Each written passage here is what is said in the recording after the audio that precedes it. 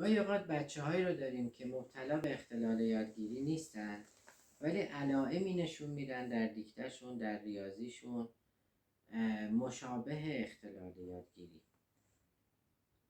این موارد در حقیقت شاید بچه‌هایی باشن که در کلاس اول دبستان پایه‌ها خوب شکل نگرفته، درست درس نمیخوندن، کار موقع درس خوندن به لج و لجبازی کشیده میشد و بنابراین به عنوان مثال در دیکته ما غلط‌هایی رو میبینیم که در حروف عربی در موارد حروف استثناء همینطوری غلط ادامه پیدا کرد، اومد تا بالا. شدت مشکل هم ممکنه به اندازه همون اختلال یادگیری باشه، در حالی که اختلال نبوده،